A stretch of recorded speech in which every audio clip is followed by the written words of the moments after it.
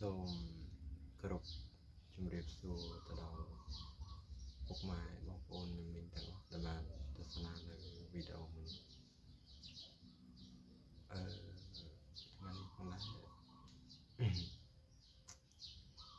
ចេញវីដេអូនិយាយពី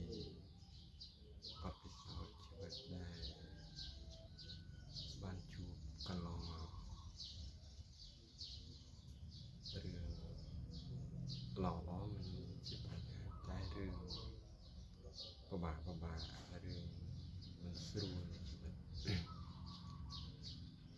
តែប៉ុន្តែមនុស្សយើងម្នាក់ណាស់ក៏ធ្លាប់ជួបរឿងមិនល្អជួបរឿងលំបាកដូចគ្នាកាន់តែអ្នកខ្លះជួបច្រើនអ្នកខ្លះជួបតិចចឹង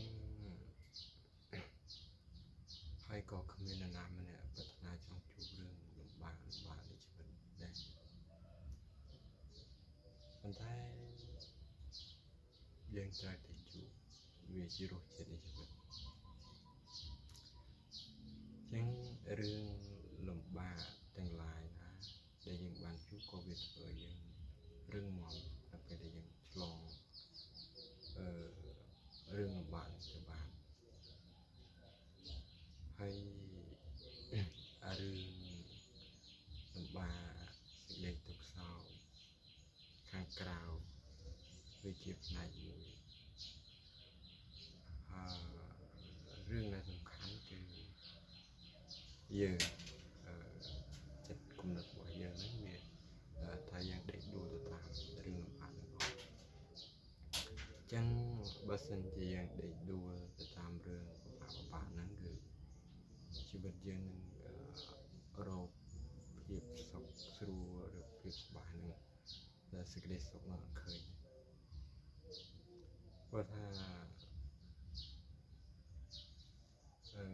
រឿងពិបាករឿងទុក្ខសោកនឹងចូលក្នុងជីវិតរបស់យើងគឺជាងការរឿងនេះតូចតាចទេប៉ុន្តែពេលដែលយើងដេកដួលទៅតាមវាធ្វើឲ្យរឿងនឹងកាន់តែធំកាន់តែធ្វើឲ្យយើងលំបាក